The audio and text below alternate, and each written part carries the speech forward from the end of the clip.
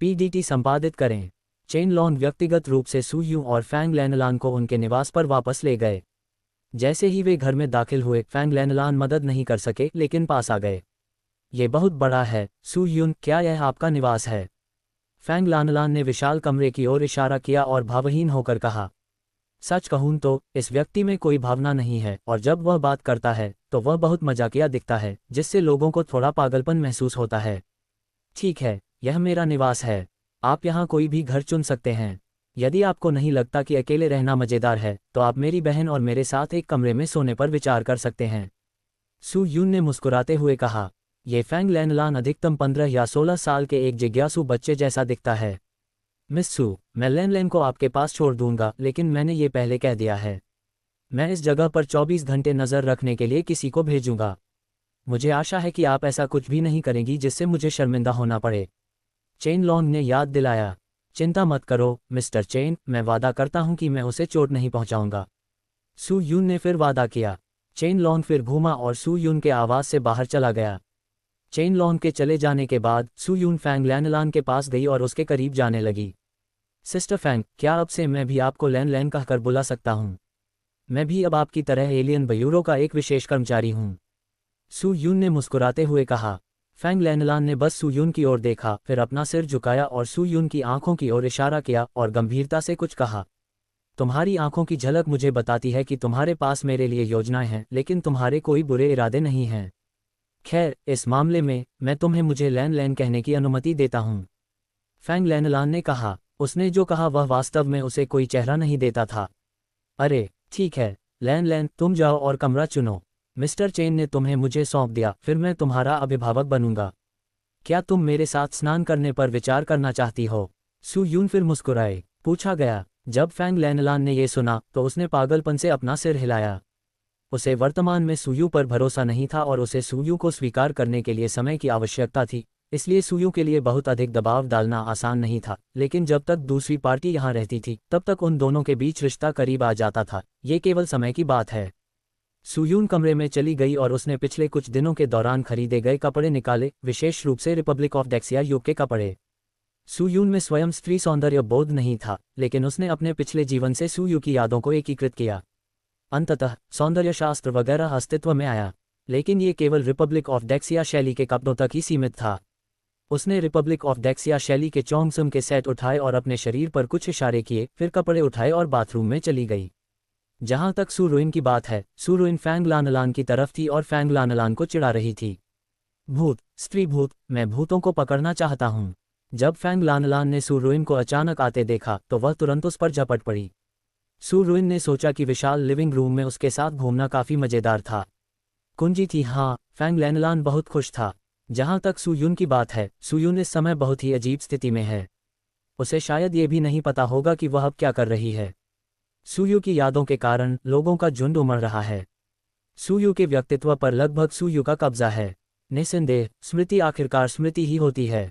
सू यून को अपने पिछले जीवन की यादों को पूरी तरह से पचाने में कुछ दिन लगने के बाद उसे बहुत बेहतर महसूस करना चाहिए। सू यून ने स्नान किया और फिर बाथरूम से बाहर आए, लेकिन बाहर आने के बाद वह पहले से ही सफ़ेद चोंगसम पहने हुए थी। वह अपने बालों को कंघी से भी संवार रही थी। सामान्य परिस्थितियों में सू यून के चरित्र के साथ वह कभी भी अपने बालों में कंघी नहीं करती थी, नहीं वह ऐसी विशेष रूप से सेक्सी पोशाक पहन सकती थी।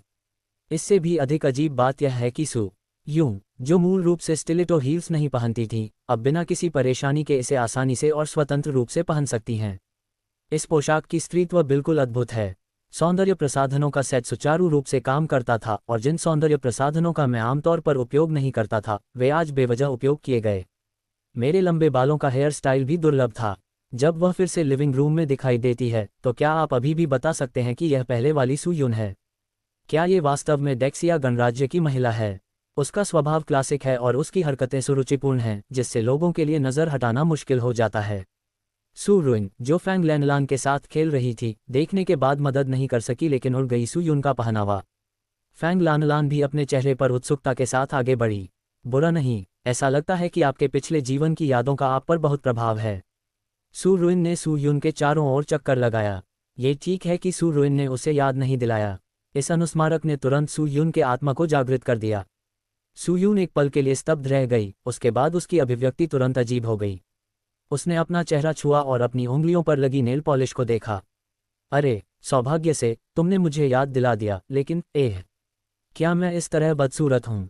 हालांकि सू यून को समस्या के बारे में पता था, लेकिन उसने पहले से अलग प्रतिक्रिया व्यक्त की। यदि उसकी भी पहले जैसी ही प्रतिक्रिया होती तो वह निश्चित रूप से तुरंत इस पोशाक को बदल देती और अपना सारा मेकअप मिटा देती। ये सू यून की सामान्य प्रतिक्रिया है। यह कोई बड़ी बात नहीं है। क्या ये हमारे युग की पोशाक नहीं है? क्या आप और मैं एक ही युग से हैं? ऐसा लग रहा था कि फैंग लानलान ने एक नई दुनिया की खोज कर ली है। इस समय स्पष्ट रूप से सू यून के बारे में उनकी बेहतर धारणा थी, क्योंकि चेन लॉन्ग ने कहा था कि फैंग लानलान भी डेक्सिया गणराज्य से थे, जिसके बारे में बात करते हुए वह सू यू के समान युग से थी, और इस समय सू यून लगभग सू यून थी। यदि वह भूत प्रेत से ग्रस्त है तो उसे डेक्सिया गणराज्य काल का कहा जाए तो कोई समस्या नहीं है। यह मायने रखता है, लेकिन ऐसा लगता है यह मायने नहीं रखता। खैर, लैन, आप डेक्सिया गणराज्य के किस वर्ष से हैं? सू यून थोड़ा उत्सुक था। फैंग लैनलान ने कुछ देर सोचा और फिर सू यू को कुछ समय दिया। यह 1933 लगता है, आपके बारे में क्या? फैंग लानलान ने फिर पूछा। सू यून ने भी इसके बारे में सोचा। सू यू की मृत्यु के समय वह 28 वर्ष के थे, इसलिए उनका जन्म 1921 में डेक्सिया गणराज्य के दौरान हुआ होना चाहिए था। डेक्सिया गणराज्य के दौरान उम्र के संदर्भ में वह फैंग लैनलान से 10 वर्ष से अधिक बड़े थे। ऐसा लग रहा था कि शिलियू की मृत्यु के बाद फैंग लानलान रुक गया था। जैसे जैसे उसकी उम्र बढ़ती है उसका रूप अभी भी किशोरावस्था जैसा ही रहता है। फिर मैं तुमसे 12 साल बड़ी हूँ, इसलिए मैं तुम्हारी बड़ी बहन हूँ। अब से तुम मुझे सिस्टर सू कहकर बुलाओगे तो कैसा रहेगा? सू यू को बिना ध्यान दिए सू यू के व्यक्तित्व द्वारा नियंत्रित किया गया था और वह एक पल के लिए अपने बारे में भूल गई थी। वह मूल रूप से एक आदमी था। फैंग लानलान ने कुछ देर सोचा और फिर गंभीरता से सिर हिलाया। ऐसा लग रहा था कि वह वास्तव में सू यून को पसंद करती थी जैसी वह अब थी, और उसे एक साथी देशवासी से मिलने का एहसास हुआ। आखिरकार फैंग लैनलान इतने वर्षों से जीवित हैं और उनकी पीढ़ी के लोग अब मौजूद नहीं हैं, और डेक्सिया गणराज्य के अंत में क्या हुआ? उस वर्ष फैंग लैनलान ऐसा क्यों बन गया? कोई कारण जरूर होगा। ये बहुत अच्छा है। वैसे लैन, क्या तुम्हें याद है कि डेक्सिया गणराज्य के अंत में तुम्हारे साथ क्या हुआ था? सू यून ने फिर से पूछने का अवसर लिया। यह अफसोस की बात है कि फैंग लैनलान को उस वर्ष की यादें याद नहीं हैं। मुझे याद नहीं है। मुझे सब कुछ याद है जब मैं समझदार था, लेकिन मुझे याद नहीं है कि उस साल क्या हुआ था। फैंग लैनलान ने अपना सिर हिलाया। उस साल जरूर कुछ बड़ा हुआ होगा, लेकिन वास्तव में उस पर कोई प्रभाव नहीं पड़ा। मत पूछो, इस लड़की की याददाश्त एक बार किसी की ताकत से साफ हो गई थी। इसे उस साल की याददाश्त मिटा देनी चाहिए थी। अगर उसके लिए 7 आत्माएं भी बरामद कर ली जाएं, तो भी उसे ठीक करना असंभव होगा। सू रुइन ने कहा। सू यून गहरी सोच में पड़ गई। वह नहीं जानती थी कि क्यों, लेकिन उसे हमेशा यह महसूस होता था कि उसके सामने फैंग लानलान डेक्सिया गणराज्य के अंत में विदेशी दुनिया में उथल पुथल से संबंधित हो सकता है। सू यू ने उस समय केवल अन्य अजनबियों को इसके बारे में बात करते हुए सुना था। उसे नहीं पता कि क्या हुआ, लेकिन ये कोई बड़ी घटना रही होगी। उस घटना में कई शक्तिशाली अजनबी मारे गए, लेकिन सू यू को नहीं पता था कि आगे क्या हुआ, क्योंकि वह मर चुकी है। ठीक है, अगर तुम्हें याद नहीं है तो मत याद करो, इससे कोई फर्क नहीं पड़ता। अच्छा लैन, तुम्हें भी इस प्रकार के कपड़े पसंद हैं, है ना? क्या ख्याल है कि मेरी बहन तुम्हारे लिए भी एक ले आए? सू यून ने मुस्कुराते हुए कहा। उसे फैंग लैन के साथ इसे बढ़ावा देने की जरूरत है। रिश्तों को स्वाभाविक रूप से फैंग लैनलान के शौक के अनुसार संचालित किया जाना चाहिए। जब फैंग लैनलान ने यह सुना तो उसने चावल पर चोंच मारने वाली मुर्गी की तरह सिर हिलाया। वह स्पष्ट रूप से बहुत खुश थी, इसलिए सू यून फैंग लानलान को कमरे में ले आई, कंप्यूटर पर शॉपिंग वेबसाइट खोली और फैंग लानलान को खुद ही स्टाइल चुनने दिया। हालांकि फैंग लैनलान के शौक को देखते हुए उन्हें सू यू की शैली विशेष रूप से पसंद नहीं आती है। वह छात्राओं के समान नए सभ्य कपड़े पसंद करती है। डेक्सिया गणराज्य उस समय छात्रों को छोड़कर कुछ कम उम्र की लड़कियां इस तरह के कपड़े पहनना पसंद करती थीं। मूल रूप से उन्हें इसी तरह पहना जाता है।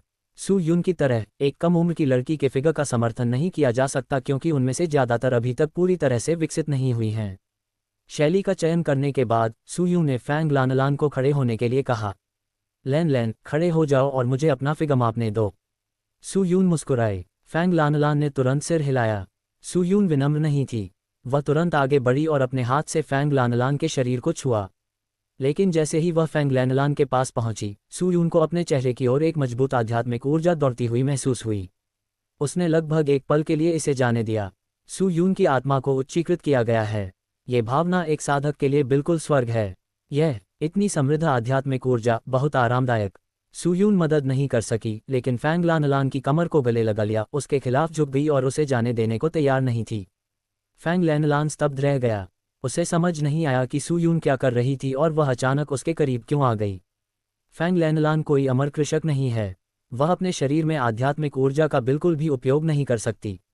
आध्यात्मिक ऊर्जा उसके शरीर में संग्रहित है और उसका कोई उपयोग नहीं है, इसलिए वह सू यून का भी लाभ उठा सकती है।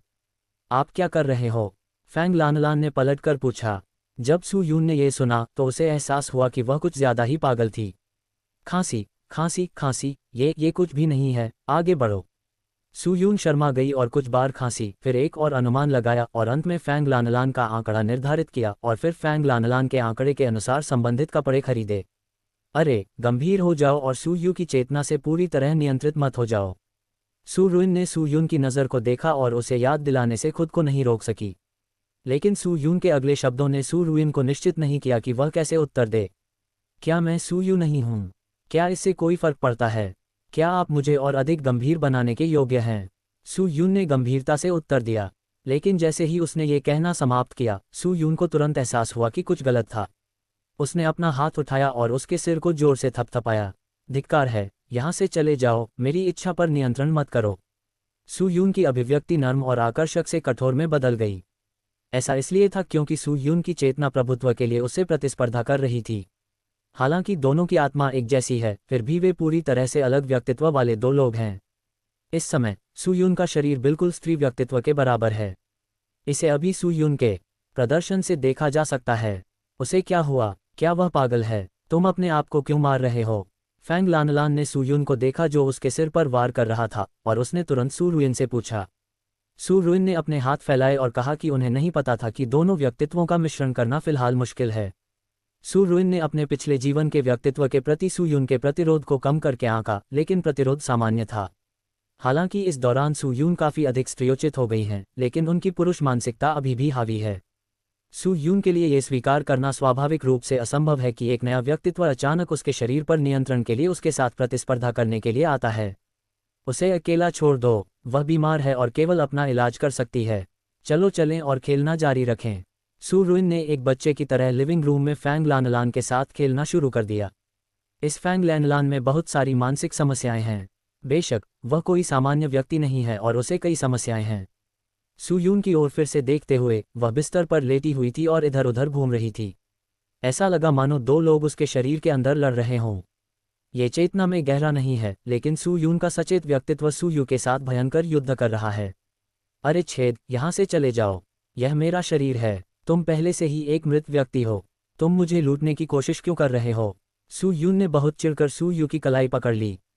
मैं तुम्हारा पिछला जीवन हूँ। मेरे बिना तुम कहाँ होते? अरे यार, विरोध मत करो, बस मेरे द्वारा आत्मसात हो जाओ। सू यू ने सू यून का दूसरा हाथ भी कसकर पकड़ लिया। हाथ शुरुआत में सू यू का दबदबा था, इसलिए पूरी प्रक्रिया के दौरान सू यू का व्यक्तित्व शरीर पर हावी रहा। हालांकि सू रुइन की याद के तहत सू यू का व्यक्तित्व धीरे धीरे ठीक हो गया और फिर सू यू ने उसके सिर पर प्रहार किया। वह सू यू का विरोध करने के लिए अपनी चेतना को उत्तेजित करने के लिए दर्द का उपयोग करना चाहती थी। सामान्य परिस्थितियों में एक बार जब पिछले जीवन की स्मृति पुनर्जीवित हो जाती है तो वह निश्चित रूप से उसमें विलीन हो जाती है बाद के जीवन का व्यक्तित्व। बात बस इतनी है कि सू यून एकीकृत नहीं होना चाहती और सू यू का विरोध करती रही है। सू यू इस समय एक ऑक्टोपस की तरह सू यून के शरीर से चिपकी हुई थी। सू यून उसे हिला नहीं सकती थी या उस पर वार नहीं कर सकती थी और उसकी ताकत भयानक थी। लेकिन वास्तव में सू यू का व्यक्तित्व इस समय सू यू के साथ प्रतिस्पर्धा करने की पूरी कोशिश कर रहा है। जब तक सू यून थकावट से गिर जाएगी, वह जीत जाएगी। लेकिन जैसे ही सू यून की चेतना जागती है, वह स्पष्ट रूप से इसे अब और नहीं रोक सकती। एक हाथ सू यून द्वारा उसके शरीर से जबरदस्ती हटा दिया गया था। जाने दो, सू यून गुस्से से चिल्लाए। मत जाने दो, मत जाने दो, बस मत जाने दो। तुम्हारा शरीर पहले से ही एक महिला का शरीर है, तुम विरोध क्यों कर रहे हो? क्या तुम विरोध करके सब कुछ बदल सकते हो? हास्यास्पद, सू यू ने व्यंग्यात्मक ढंग से कहा। सू यू ने उसकी जादू टोना नहीं सुनी और जोरदार जोर से सू यू को उसके शरीर से बाहर फेंक दिया गया और वह जोर से जमीन पर गिर पड़ी। ओह, उस बदबूदार आदमी को बिल्कुल भी सहानुभूति नहीं है। उसने अपने पिछले जीवन में मेरे साथ बहुत बुरा व्यवहार किया था। मैं अपने भविष्य के जीवन में इतना बेस्वाद आदमी क्यों बन गया? मैंने क्या गलत किया? सू यू लेट गई। उन्होंने बार बार जमीन पर शिकायत की। जहां तक सू यून की बात है, हालांकि उसने सू यू से छुटकारा पा लिया था, फिर भी वह बहुत थकी हुई थी। वह जमीन पर लेट गई और हौंफती रही। इस शख्स की इच्छा गेम के खिलाफ लड़ने की थी। ऐसा लग रहा था कि दोनों पक्ष हार रहे थे और सू यून ने सू यून को पूरी तरह से नहीं जीता था। लड़ना बंद करो, मैं एक कदम पीछे हटूंगा और हम आधा ले लेंगे, सू यून ने सुझाव दिया। उसे हार माननी होगी, क्योंकि अगर वह इसी तरह लड़ना जारी रखता है तो निश्चित रूप से उसका व्यक्तित्व विभाजित हो जाएगा और वह मनोरोगी बन जाएगा। सू यून खुद को बनाए रखना चाहती है, लेकिन सू यू सोचती है कि पुरुष का स्वत्व बहुत बेस्वाद है और उसकी आवश्यकताओं को बिल्कुल भी पूरा नहीं करता है। इसलिए भौतिक प्रभुत्व के लिए संघर्ष हो सकता है। प्रत्येक रास्ता दें। कैसे? सू यू ऊपर चढ़ गया और पूछा। जब तक आपकी आत्मधारणा अपरिवर्तित रहेगी, मैं अन्य सभी क्षेत्रों को आपके लिए छोड़ दूंगा। सू यून ने आह भरी। ये सबसे बड़ी रियायत थी। सू यू ने कुछ देर तक इसके बारे में सोचा। आखिरकार वह सू यू के प्रस्ताव पर सहमत हो गया। ठीक है, ये बात है। सू यू ने सिर हिलाया। दोनों ने गहरी सांस ली और एक दूसरे की ओर चले। दोनों व्यक्तित्व और इच्छाएं धीरे धीरे विलीन हो गईं। सू यून, जो बाहर संघर्ष कर रही थी, तुरंत शांत हो गई। वह बिस्तर पर सिर झुकाकर लेट गई और सो गई। वह हिल नहीं रहा है। वह मरा नहीं है ना? फैंग लैनलान सू यून के पास आए और सू यून के चेहरे पर उंगली से प्रहार किया। ये देखकर कि सू यून वास्तव में चुप थी, फैंग लैनलान फिर से सू यून की छाती पर लेट गया और उसकी ओर देखा। ये देखने के लिए जांचें कि क्या उसके दिल की धड़कन अभी भी है। दिल की धड़कन सुनने के बाद फैंग लैनलान खड़े हुए और कहा, मरा नहीं, बेहोश हो गया। सू रुइन ने फैंग लैनलान के भावहीन चेहरे को देखा और कुछ अजीब शब्द कहे, जिससे वह एक पल के लिए स्तब्ध रह गई। ये सिर्फ चेतना की लड़ाई थी जो कभी किसी की जान नहीं लेगी। ज़्यादा से ज़्यादा यह पागल हो जाएगा। उसे अकेला छोड़ दो, उसे कम से कम एक दिन सोना है और कल तक नहीं उठेगी। सू रुइन ने सू यून की हालत पर नज़र डाली और कहा। वह महसूस कर सकती थी कि सू यून की चेतना स्पष्ट रूप से किसी प्रकार के सम्लन से गुजर रही थी। ऐसा लग रहा था कि कोई समझौता हो गया है, अन्यथा यह इतनी आसानी से खत्म नहीं होता। धीरे धीरे समय बीतता गया और सू यून की याददाश्त फिर से ताज़ा होने लगी। ये कैसा होगा यदि सू यून अपने व्यक्तित्व और व्यक्तित्व की स्मृति को त्याग दे और अपनी स्मृति को पुनः स्थापित कर ले। यानी स्मृति में कुछ हद तक नाजुक सू यू को सू यून द्वारा प्रतिस्थापित किया गया था, लेकिन अन्य चीज़ें अपरिवर्तित रहीं। ये सिर्फ इतना है कि स्मृति में सू यू का व्यक्तित्व बन गया है। सामान्यतया सार नहीं बदलेगा। एकमात्र फायदा यह है कि कम से कम सू यू का विरोध करना जारी नहीं रखेगी। पहले तो यह एक दूसरे के साथ असंगत था, लेकिन अब यह निश्चित रूप से मामला बन गया है। एक रात बीत गई और अगले दिन सू यून ने अचानक अपनी आंखें खोलीं। वह बहुत देर तक बिस्तर पर लेटी रही, खुली आंखों से छत की ओर देखती रही। फिर उसने सहजता से बिस्तर के पास रखे फ़ोन को छुआ और समय देखा। क्या यह अगला दिन है? ये जुड़ी हुई स्मृति वास्तव में मेरे सिर को चोट पहुंचाती है। सू यून उठ बैठी और अपना माथा थोड़ा रगड़ा। सू यून की अभिव्यक्ति और आंखें अपनी मूल स्थिति में लौट आई हैं, लेकिन वे केवल कुछ हद तक नाजुक स्वभाव से अधिक वीरतापूर्ण स्वभाव में बदल गई हैं। बाकी बहुत कुछ नहीं बदला है, जैसे शरीर की हरकतें वगैरह। सू यून पता था कि वह सू यू के साथ विलीन हो गई है, लेकिन वह नहीं जानती थी कि वास्तव में क्या बदलाव होंगे। इसलिए सू यून कमरे में फर्श लंबाई वाले दर्पण के पास गई और उसके पूरे शरीर पर नजर डाली। ये देखने में अधिक सुखद और पहले से अधिक सुंदर लग रहा है। सू यून दर्पण के सामने थोड़ा आगे बढ़ी और महसूस किया कि हर हरकत बहुत आरामदायक लग रही थी। उनका बॉडी पोस्चर बिल्कुल सही था। वह फिर से दर्पण के सामने आगे पीछे चलने लगी। अब वह आसानी से उन हाई हील्स को नियंत्रित कर सकती थी जिन्हें वह पहले नियंत्रित नहीं कर पाती थी। उसके शरीर की हरकतें स्पष्ट रूप से बदल गई थीं, लेकिन सू यून को अपने दिल में ऐसा कुछ भी महसूस नहीं हुआ जो उसे पसंद न हो। चूंकि सू यून ने सौंदर्य शास्त्र का अपना ज्ञान सू यू को सौंप दिया था, इसलिए अब वह स्वयं इन चीज़ों से घृणा नहीं करेगी। हा, फ्यूजन पूरा हो गया है ना? ये कैसा महसूस होता है? पिछले जीवन में अपने आप में विलीन होने पर कैसा महसूस होता है? सू रुइन ने तियानी पल से उड़ान भरी। मुझे कुछ भी महसूस नहीं हो रहा है। सब कुछ सामान्य लग रहा है। फैंग लानलान कहाँ है? सू यून ने पूछा। उसे अभी भी सोना चाहिए। सू रुइन ने सामने वाले कमरे की ओर इशारा किया। सू यून ने कुछ देर सोचा, फिर चल दी। सू यून की वर्तमान मुद्रा बिल्कुल सही थी, यहाँ तक कि उसके कदम भी बदल गए थे। वह देवी स्वभाव से भरपूर थी और थोड़ी अलग थलग दिखती थी। सू यून फैंग लैनलान के कमरे के दरवाजे तक चली गई। इसे खोलने के बाद उसने देखा कि फैंग लैनलान बहुत ही लापरवाही से बिस्तर पर लेटा हुआ था, बिना किसी दिखावे के सो रहा था। यह एकदम सही है। अगर मैं सो जाता हूं तो मुझे कुछ आध्यात्मिक ऊर्जा को अवशोषित करने का अवसर लेना चाहिए। सू यून ने कुछ देर सोचा, फिर धीरे से फैंग लैनलान के पास पहुंची। लेकिन इससे पहले कि सूयून 2 कदम आगे बढ़ती, फैंग लानलान अचानक बिस्तर से उछलकर ऊपर आ गई। जैसे ही वह ऊपर कूदा, उसने सूयून को खिड़की के पास चुपचाप खड़ा देखा। आप क्या करना चाहते हैं? फैंग लानलान ने भौहें चढ़ाते हुए पूछा। मैं क्या नहीं करूं, मैं सिर्फ ये पूछना चाहता हूं कि क्या तुम्हें भूख लगी है। सूयून थोड़ा निराश थी। ये छोटी लड़की यह कहने के तुरंत बाद जाग गई कि वह जाग रही है। जैसे ही यह सवाल उठाया गया कि वह भूखी है या नहीं, फैंग लानलान के पेट से गुर्राने की आवाज़ आने लगी। वह सूयून नहीं थी। उसे खाना पड़ा। उसने कल पूरे दिन खाना नहीं खाया। ओह, मुझे भूख लगी है। फैंग लानलान ने उसके पेट को छुआ और कहा। सूयून ने फैंग लानलान की कुछ अजीब प्रतिक्रिया को देखा और हंसने से खुद को नहीं रोक सकी। उस स्थिति में, चलो अपना चेहरा धोएं और अपने दांत ब्रश करें, तुम्हें एक बड़े भोजन के लिए बाहर ले जाएं और वैसे कुछ खरीद लें जो तुम चाहते हो। सूयून ने सुझाव दिया। ठीक है, चलो खूब खाना खाते हैं। जब फैंग लानलान ने सुना कि वह एक बड़ा भोजन करने जा रही है तो वह तुरंत थोड़ा उत्साहित हो गई, लेकिन उसका शरीर केवल बहुत उत्साहित था और उसका चेहरा अभी भी अभिव्यक्तिहीन था। सूयून को लगा कि उसके लिए 7 आत्माओं को ढूंढना वास्तव में आवश्यक था। सूरुइन ने उससे कहा कि अगर वह 7 आत्माओं को ढूंढना चाहती है तो उसे अतीत में जाना होगा।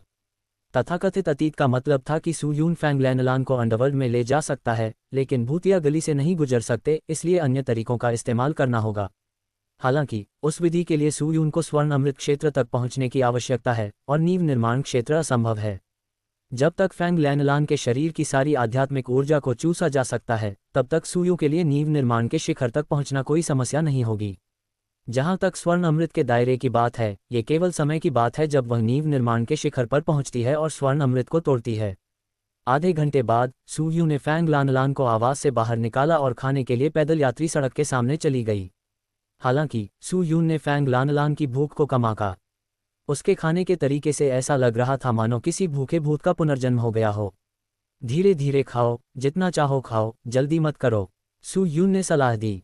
लेकिन फैंग लानलान ने नहीं सुनी। मेज पर अधिक से अधिक खाली प्लेटें थीं। पलक झपकते ही सूयून ने कम से कम 10,000 युआन का खाना खा लिया था।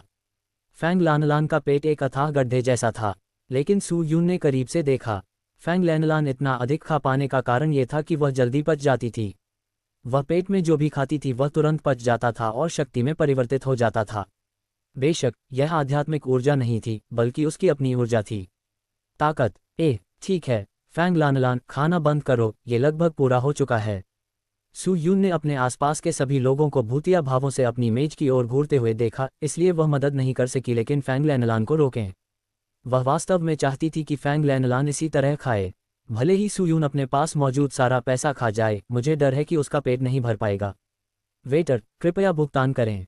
सूयून ने वेटर को चिल्लाया। अरे मेरा पेट नहीं भरा क्या? फैंग लानलान ने गंभीरता से कहा। क्या आपका पेट भर गया है? क्या आपको कुछ पता नहीं है? खाना बंद करो और चले जाओ। सूयून ने जबरदस्ती लड़की को डाइनिंग टेबल से खींचकर रेस्तरां से बाहर कर दिया।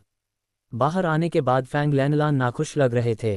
कंजूस, मैंने थोड़ा सा ही खाया, लेकिन आखिरकार मुझे पूरा खाना मिला। फैंग लानलान बुदबुदाया। क्या मैं अब भी कंजूस हूँ? मुझे आपसे पूछना है, जब आप जियांगनान शहर में थे तो क्या आप इतना खा सकते थे? सूयून ने स्तब्ध होकर पूछा। फैंग लानलान ने एक पल के लिए सोचा, फिर अपना सिर हिलाया। लाओ, चेन केवल तभी मुझे बड़ा भोजन देगा जब कोई मिशन होगा। जब कोई मिशन नहीं होता है तो मैं मूल रूप से भूखा रहता हूँ। फैंग लानलान ने उत्तर दिया। खाने के बाद सूयून फैंग लानलान को शॉपिंग पर ले गईं और अन्य चीज़ें खरीदीं। हालांकि भोजन में रुचि होने के अलावा फैंग लानलान को मूल रूप से अन्य चीज़ों के बारे में कोई जानकारी नहीं थी और उसने बहुत सारे स्नैक्स खरीदे। लेकिन चलते समय अचानक सूयून को कुछ महसूस हुआ, तो उसने अपनी आध्यात्मिक चेतना से अपने पीछे कहीं स्कैन किया। उसे लगा कि कोई उन दोनों का पीछा कर रहा है, लेकिन जब उसने अपनी आध्यात्मिक चेतना से देखा तो उसे कोई नहीं दिखा। इससे सूयून को थोड़ा अजीब लगा। उनके प्रवेश करने के बाद सूयून के पीछे अचानक एक आकृति प्रकट हुई जहां कोई नहीं था। ये शख्स हवा से निकलता हुआ लग रहा था। जब उसने सूयून और फैंग लानलान को अपनी नज़रों से ओझल देखा तो उसने तुरंत उत्सुकता से उसका पीछा किया, लेकिन जब वह सड़क के दोराहे में दाखिल हुई तो उसने पाया कि उसका लक्ष्य जा चुका था। वह व्यक्ति कहाँ है? यह एक गोरी लड़की थी जिसने सामान्य कपड़े पहने हुए थे और कुछ विदेशी लग रही थी। गोरी लड़की बहुत देर तक स्तब्ध रहने के बाद उसने जल्दी से हर जगह देखा, लेकिन उसे यह नहीं पता था कि जब वह कोने को पार कर गई तो दीवार से 2 आकृतियां निकलीं और एक दूसरे के पीछे दिखाई दीं। अब सूयून और फैंग लानलान उस गोरी लड़की का करीब से पीछा कर रहे थे। ये खत्म हो गया है, ये खत्म हो गया है, मैंने तुम्हें खो दिया है और मैं फिर से डांट खाने जा रहा हूँ। अरे ये सू यून कौन है? क्या उसने मुझे ढूंढ लिया? यह असंभव है, मेरी अदृश्यता मेरी सांसों को भी छिपा सकती है। गोरी लड़की चलते हुए बड़बड़ा रही थी, वैसे भी वह जल्दी में थी। लेकिन जब वह रुकी और किसी को बुलाने ही वाली थी, तभी सू यून उसके पीछे आए और उसके कंधे को धीरे से थपथपाया। अरे छोटी बहन, क्या तुम मुझे ढूंढ रही हो? इस अभिवादन से गोरी लड़की इतनी डर गई कि उसने अपना फोन ही गिरा दिया। सू यून ने बस अपने फोन को देखा, 7 या 8 मीटर उड़ गई और फिर जमीन पर जोर से टकराई, जिससे वह वहीं बिखर गया। तुम मेरे पीछे कब भागे? गोरी लड़की ने सू यून की ओर इशारा किया और अविश्वास की दृष्टि से पूछा। सू यून ने दूसरे व्यक्ति को अपनी नाक पर उंगली उठाते हुए देखा और तुरंत अपना हाथ उठाया और उसके हाथ के पिछले हिस्से पर जोर से थप्पड़ मारा। थप्पड़ इतना जोरदार था कि लड़की तुरंत दर्द से चिल्ला उठी। सौभाग्य से आसपास कोई नहीं था। सू यून जानबूझकर उसे इस सुनसान सड़क पर ले गई, मुख्य रूप से ये देखने के लिए कि उसका पीछा कौन कर रहा है। उसे लड़की तो नहीं मिली, लेकिन साधु की भावना ने उसे बता दिया कि जरूर कोई उसका पीछा कर रहा होगा। दर्द होता है, दर्द होता है, सू यून तुमने मुझे क्यों मारा? अभी अभी सू यून के थप्पड़ से लड़की के हाथ सूज गए थे और वह गुस्से में चिल्लाने से खुद को नहीं रोक सकी। ये थप्पड़ आपको दूसरों पर उंगली न उठाने के लिए कह रहा है। अगर अगली बार आपने मुझ पर उंगली उठाई तो मैं आपकी उंगली तोड़ दूंगा। सू यून ने उसे बेरहमी से याद दिलाया। अनुस्मारक के बाद वह मुनी और फैंग लैनलान के साथ चली गई। अरे क्या तुम मुझसे पूछना नहीं चाहते कि मैं कौन हूँ? लड़की ने पहले अपना टूटा हुआ मोबाइल फ़ोन उठाया और फिर तेजी से उसके पीछे दौड़ी। आप क्यों पूछ रहे हैं? ये चेन लॉन्ग द्वारा भेजा गया कोई होना चाहिए। आपकी ट्रैकिंग क्षमता वास्तव में कहने के लिए कुछ भी नहीं है। यहाँ तक कि मैं भी आपके अस्तित्व का पता नहीं लगा सकता। यह शायद दूसरों के लिए भी कम ध्यान देने योग्य है। आपको विदेशी देशों के समान होना चाहिए। सुपर पावर है ना? सू यून ने पूछा। ये लड़की उनका पीछा कर रही है और उसका कोई जानलेवा इरादा नहीं है, इसलिए उसे स्पष्ट रूप से चेन लॉन्ग द्वारा भेजा गया था। ज़िया साम्राज्य में न केवल कृषक हैं, बल्कि असाधारण प्रतिभा वाले कुछ लोग भी हैं। ये लोग सुपर पावर के मालिक कहलाते हैं और सही मायने में इस युग के उत्पाद हैं। उनकी अलग अलग क्षमताएं हैं। इस लड़की की काबिलियत यह है कि वह अपनी इच्छानुसार हवा में घुल सकती है। यही कारण है कि सुयुन को स्पष्ट रूप से लगता है कि उसके पीछे कोई है, लेकिन वह दूसरे व्यक्ति को नहीं देख पाती है। चूंकि आप मेरी पहचान जानते हैं, फिर भी आप मुझे क्यों मारते हैं? और आपने मुझे कैसे पाया? हमारे निर्देशक ने कहा कि मेरी क्षमता वाला एक एक्स लेवल एलियन भी मेरे अस्तित्व को महसूस नहीं कर सकता है। लड़की व्यक्त किया। तुम्हें मारना तुम्हें शिक्षित करना है। मैंने वास्तव में तुम पर ध्यान नहीं दिया। तुम्हारी क्षमताएं परिपूर्ण हैं। ये सिर्फ इतना है कि तुम बहुत चिंतित थे। जब तुमने फैंग लानलान को देखा और मैं गायब हो गया तो तुम भ्रमित हो गए। सू यून ने उत्तर दिया। जब लड़की ने ये सुना तो उसे पहले से ही पता चल गया कि क्या हो रहा है। ठीक है, मुझे उम्मीद नहीं थी कि ऐसा होगा। आइए मैं आपको अपना परिचय देता हूँ। मैं जियांगन क्षेत्र में एलियन ब्यूरो से माली हूँ। मैं महाशक्तियों का मालिक हूँ। लड़की ने अपना परिचय दिया। मुझे पता है, मुझे समझ नहीं आता। बस अनुसरण करो। तुम्हें इतना डरपोक क्यों होना पड़ता है? सू यून ने अपना सिर हिलाया और कहा। लेकिन माली को इसे ध्यान से समझाने की जरूरत है। मैरी ने कहा, आपको पता होना चाहिए कि फैंग लानलान के पास एक रहस्य है। यदि आप उसे खरीदारी के लिए बाहर ले जाते हैं तो ये परेशानी का सबब होगा अगर किसी बाहरी व्यक्ति को इसका पता चल गया। ये पहली बार था जब सू यून ने अंडरकरंट शब्द सुना, इसलिए वह रुक गई। अंडरकरंट? वह क्या है? सू यून ने पूछा। जब मैरी ने देखा कि सू यून को अंतर्धारा का पता नहीं है तो वह एक पल के लिए स्तब्ध रह गई, लेकिन उसने तुरंत उसे एक अच्छी शिक्षा दी। यदि तियानमेन निचले देश में एक स्थानीय अवैध संप्रदाय है तो अंतर्धारा एक अंतर्राष्ट्रीय अवैध विदेशी संगठन है। ये संगठन बहुत बड़ा है और पूरी दुनिया में फैला हुआ है। वे विदेशी दुनिया के कुछ अज्ञात रहस्यों का अध्ययन करना पसंद करते हैं और फैंग लैनलान पहले से ही अंडरकरंट संगठन की गिरफ्तारी सूची में है। इस अंतर्धारा संगठन की स्थापना का पता पश्चिमी मध्य युग में लगाया जा सकता है। शुरुआत में इसका गठन कुछ जादूगरों द्वारा होली सी से निपटने के लिए किया गया था, लेकिन जैसे जैसे समय बदला, अब यह एक ऐसा संगठन बन गया है जो अंतर्राष्ट्रीय अवैध एलियंस को समायोजित करता है। मैंने सुना है कि अंडरकरंट का नेता एक एस क्लास एलियन है। सटीक होने के लिए अंडरकरंट में 3 एस क्लास एलियंस हैं। ये 3 लोग पहले से ही इंटरनेशनल एलियन अलायंस की हत्या योग्य सूची में हैं, लेकिन ये संगठन बहुत शक्तिशाली है और पूरी दुनिया में बिखरा हुआ है। इन्हें घेरना और दबाना कठिन है। वर्तमान समय में इस संगठन के लोगों द्वारा कई एलियंस को गुप्त रूप से मार दिया गया है।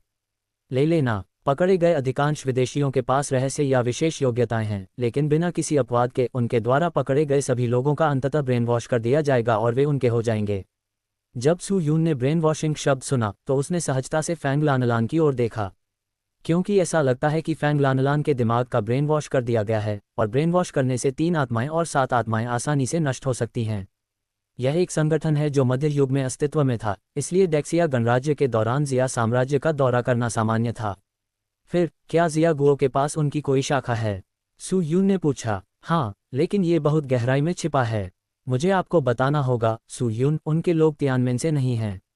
हालांकि तियानमेन के लोग भी अवैध संगठन हैं, तियानमेन का अपना उद्देश्य है और वे लापरवाही से काम नहीं करेंगे। जब अराजकता और विनाश की बात आती है तो अंतर्धारा अलग होती है। वे अपने लक्ष्य हासिल करने के लिए कोई भी कीमत चुका सकते हैं। मा ली ने समझाया। सीधे तौर पर कहें तो यह अंडरकरंट संगठन एक अंतर्राष्ट्रीय विदेशी आतंकवादी है। विभिन्न देशों की इच्छा के अनुसार लोगों के इस समूह का सफाया किया जाना है। यदि वे मिलते हैं तो उन्हें जीवित छोड़ने की कोई आवश्यकता नहीं है, क्योंकि अंडरकरंट संगठन के पकड़े गए सदस्यों को देखते हुए उन सभी का ब्रेन वॉश कर दिया गया है, बिल्कुल भी नहीं बदलेंगे और केवल संगठन के नेता के आदेशों का पालन करेंगे। ओह, क्या ऐसे लोग हैं? ये दिलचस्प होगा। तो शायद मैं उनकी सूची में हूँ। सू यूनलाई को दिलचस्पी हो गई। मैं इस बारे में नहीं जानता। वैसे भी हमने जियांगजू शहर में उनके ठिकाने पर ध्यान दिया है। वे फैंग लानलान का अनुसरण कर रहे हैं। फैंग लानलान जहां भी जाते हैं वे निश्चित रूप से जाएंगे।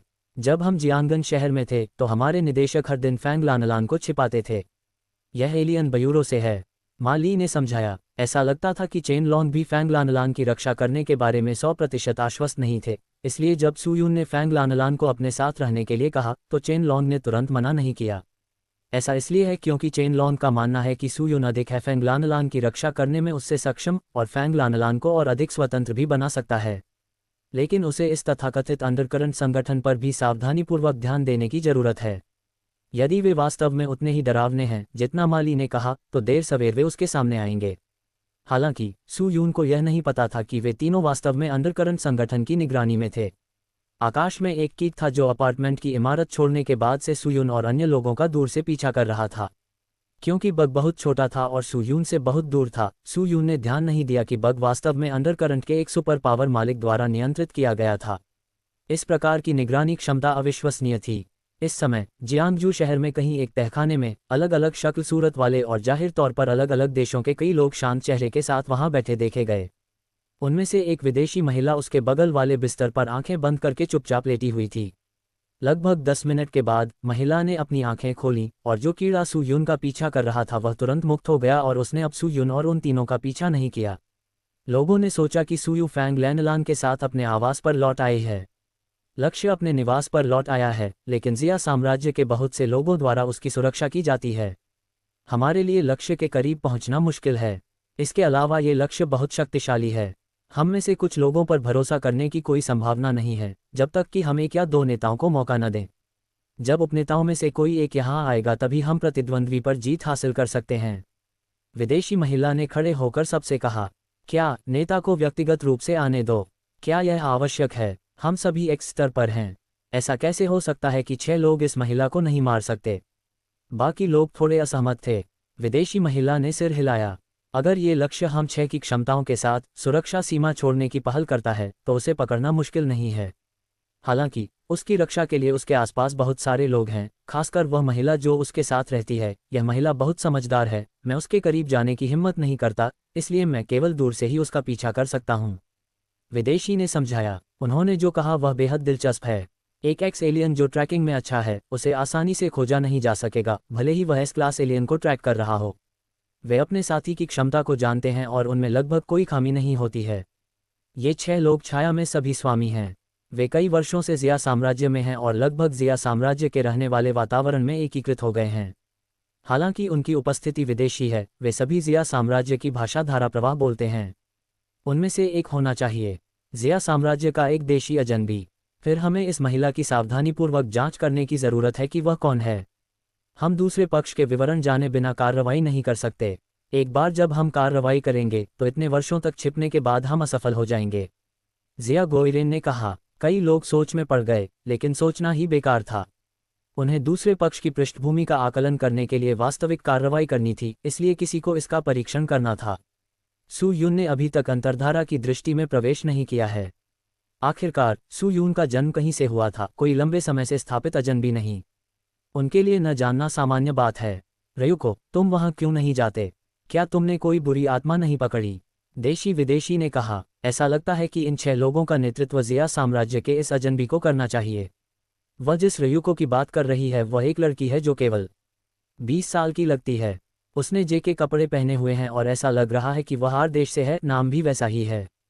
हाँ, वह वास्तव में कंट्री आर की एक अजनबी, कंट्री आर की एक चुड़ैल है। फैंग लैनलान परसों जियांगनान शहर से जियांगजू शहर आए और उन्होंने उसका पीछा किया। क्या झाओ यी और अन्य लोगों ने उस समय इस दुष्ट आत्मा को लाल रंग में नहीं घेरा था? ये लिu जी ही था जिसने झाओ यी और अन्य लोगों की घेराबंदी तोड़ दी और बुरी आत्मा को मुक्त कर दिया। हालांकि बुरी आत्मा दूर तक भागने से पहले ही लिu जी द्वारा उसे ले जाया गया। इस रयुको को नाकामुरा रयुको कहा जाता है। दूसरों की तुलना में ये रयुको थोड़े समय के लिए जिया देश में नहीं रहा है। वह एलियन में एक वांछित अपराधी है कंट्री आर की दुनिया। उसने कंट्री आर कर्मियों के राजनीतिक हलकों में कई लोगों को मारने के लिए शाप का इस्तेमाल किया। पहले से ही दुनिया के एस क्लास वांछित अपराधियों में से एक। ये कल्पना करना कठिन है कि यह लड़की विशेष रूप से शातिर नहीं दिखती है, लेकिन उसने इतनी क्रूर होने की उम्मीद नहीं की थी। ठीक है, हम कब कार्रवाई करेंगे? मुझे अच्छी तरह से तैयार रहना होगा। इस समय रयुको नाकामुरा ने मुस्कुराते हुए कहा। थोड़ी देर और रुको, वहां पर सुरक्षा बहुत कड़ी है। अभी सांप को सचेत करना उचित नहीं है। कुछ देर आराम करने के बाद आइए इसके बारे में बात करें। आखिरकार जिया कंट्री फॉरेन अफेयर्स ब्यूरो को लंबे समय से पता है कि हम उनके आसपास छिपे हुए हैं। ये जानना असंभव नहीं है कि हम पहले ही आ चुके हैं। जियांगजू शहर प्रमुख अजनबी ने कहा। उनकी बात से कई लोग सहमत थे। आखिरकार उनका मिशन फैंग लैनलान को मारना था। एक बार मौका मिलने पर उन्हें फैंग लानलान को पकड़ना पड़ा। उनका मिशन कई वर्षों से चल रहा था। मैंने सुना है कि इसकी शुरुआत 100 साल से भी पहले हुई थी। उनमें से 6 अंडरकरंट सदस्यों का चौथा बैच माना जाता है जो फैंग लानलान को घूरने आए थे।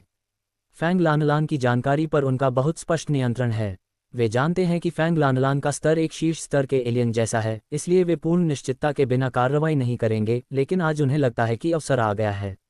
अवसर क्यों आया, इसके बारे में सोचें। फैंग लानलान पहले भी हमेशा एलियन ब्यूरो में रहे हैं, इसलिए इसकी कोई संभावना नहीं है। यह मत सोचो कि उनमें से 6 जबरदस्ती विदेशी ब्यूरो में घुस सकते हैं। यह अवास्तविक है। एक्स-यिरेन शक्तिशाली हैं, लेकिन वे इतने शक्तिशाली नहीं हैं कि जिया साम्राज्य की सेना और पुलिस का सामना करने का साहस कर सकें। यिरेन ब्यूरो सिर्फ यिरेन नहीं है। ऐसा नहीं है कि उनके अंतर्धारा ने कभी प्रयास नहीं किया। उनके रिकॉर्ड में ऐसे कई अंडरकरंट सदस्य हैं जिन्होंने यिरेन में घुसपैठ करने की कोशिश की है। ब्यूरो फैंग लानलान को ले गया, लेकिन बिना किसी अपवाद के वह कभी बाहर नहीं आई। इतने वर्षों के बाद विदेशी दुनिया न केवल दूसरे देशों के एलियंस से निपटने की क्षमता पर निर्भर रही है। इन देशों ने गुप्त रूप से ऐसी तकनीक विकसित कर ली है जिससे एलियंस पर लगाम लगाई जा सके। वे अंतर्धारा का भी अध्ययन कर रहे हैं, इसलिए जबरन इसमें प्रवेश करना निश्चित रूप से संभव नहीं है। यही कारण है कि उन्हें लगता है कि यह समय सबसे अच्छा अवसर हो सकता है। यदि वे विदेशी ब्यूरो में नहीं हैं और प्रौद्योगिकी के प्रतिबंधों और सुरक्षा के बिना, उनकी सफलता की संभावना काफ़ी बढ़ जाएगी। जहां तक सू यून और अन्य लोगों का सवाल है जो अपने निवास पर लौट आए, माली ने निश्चित रूप से उनका अनुसरण नहीं किया। सू यून और फैंग लैनलान अपने निवास पर लौट आए। फैंग लैनलान के वापस आने के बाद वह सीधे सोफे पर बैठ गई और एनिमेशन देखते हुए खाना खाया, और उसने उन्हें बहुत गंभीरता से देखा। सू यून ने बस उसकी तरफ देखा, फिर अकेले बालकनी में आए और सू रुइन से बात करने लगी। सू रुइन, क्या तुम्हें ऐसा महसूस हुआ जैसे अभी तुम्हें देखा जा रहा है? सू यून ने चारों ओर नज़र दौड़ाई। ठीक है, मैंने मूल रूप से सोचा था कि यह माली थी, लेकिन करीब से देखने के बाद मैंने पाया कि यह वह नहीं थी। ऐसा लग रहा था जैसे कोई बहुत छोटा सा कीड़ा हमारा पीछा कर रहा हो।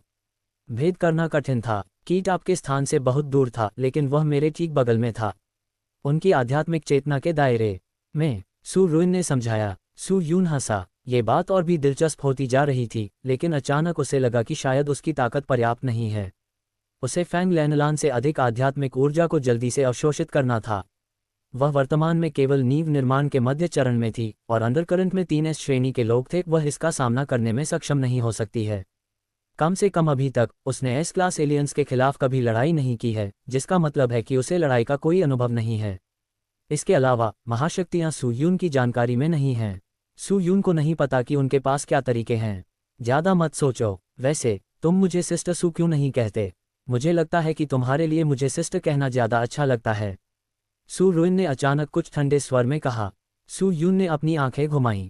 आप मेरा फ़ायदा उठाना चाहते हैं? बिल्कुल नहीं। अगर मुझे पता होता कि मैं तुम्हें याद नहीं दिलाऊंगा तो शायद मैं तुम्हें अपने पिछले जीवन की चेतना पर हावी होने देता। इस मामले में तुम मेरा अधिक सम्मान कर सकते हो, सू रुइन ने नाखुशी से कहा। सू यून ने सू रुइन के साथ बहुत अधिक बहस नहीं की। वह सीधे फैंग के पास आइलेनलान और उसके बहुत करीब था। फैंग लेनलान ने इस बार केवल सू यून को बिना भाव के देखा और फिर एनिमेशन देखना और स्नैक्स खाना जारी रखा। फैंग लेनलान ने सू यून का विरोध नहीं किया। सू यून ने स्वाभाविक रूप से आध्यात्मिक ऊर्जा को अवशोषित करने का अवसर लिया जिसे फैंग लेनलान महसूस नहीं कर सके।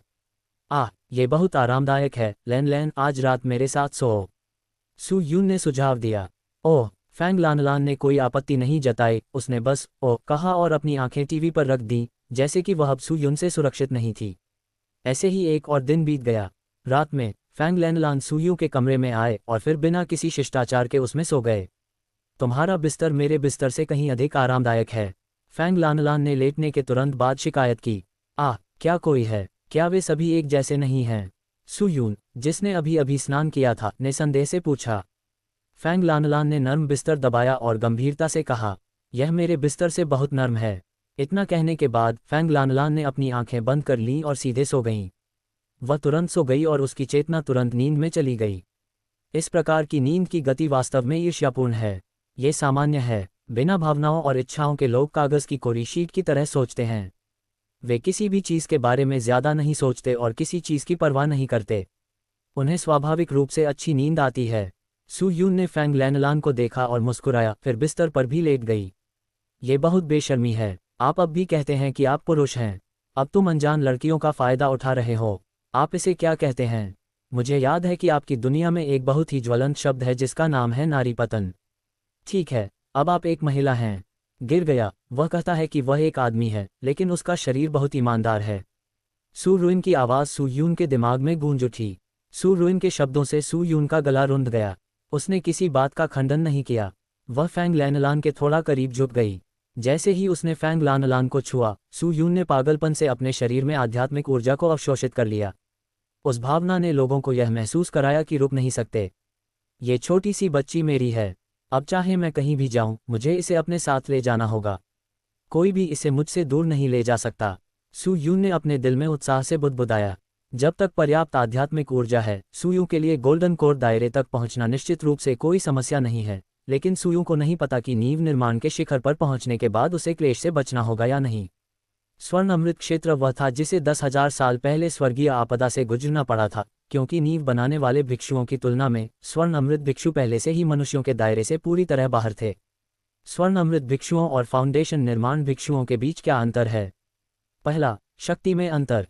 गोल्डन पिल के प्रारंभिक चरण की आक्रमण शक्ति फाउंडेशन प्रतिष्ठान के शिखर की तुलना में 10 गुना अधिक मजबूत है। दूसरा, गति में अंतर। स्वर्ण अमृत भिक्षु अब हवा के साथ नहीं उड़ते, बल्कि सुनहरी रोशनी से बच जाते हैं। इनकी गति नींव निर्माण करने वाले भिक्षुओं से लगभग 2 से 3 गुना अधिक होती है। तीसरा, प्रतिरोध क्षमता। यहाँ तक कि 10 शिखर नींव निर्माण स्वामी भी स्वर्ण अमृत भिक्षु की रक्षा के माध्यम से तोड़ने के बारे में सोच भी नहीं सकते हैं। चौथा, पुनर्स्थापना क्षमता। स्वर्ण अमृत के दायरे तक पहुंचकर पहले से ही अंगों को पुनर्जीवित कर सकती है, क्योंकि शरीर एक नश्वर शरीर से आध्यात्मिक शरीर में बदल गया है। आप समझ सकते हैं कि नींव का निर्माण शक्ति का ऊर्ध्वपातन है, तो स्वर्ण अमृत शरीर का उदात्तीकरण है। पांचवां, धारणा। यदि एक फाउंडेशन प्रतिष्ठान भिक्षु की आध्यात्मिक अंतर्दृष्टि सीमा 100 मीटर है, तो एक गोल्डन कोर भिक्षु 1000 मीटर तक पहुंच जाएगा। लेकिन वास्तव में हजारों साल पहले एक फाउंडेशन प्रतिष्ठान भिक्षु लगभग 500 मीटर तक देख सकता था। एक गोल्डन कोर भिक्षु दिव्य चेतना लगभग 3000 मीटर की दूरी तय करती है, लेकिन इस युग में इसे बहुत दबा दिया गया है। छठा, विशेष योग्यता। स्वर्ण अमृत भिक्षुओं का पुनर्जन्म तब तक हो सकता है जब तक स्वर्ण अमृत अमर है।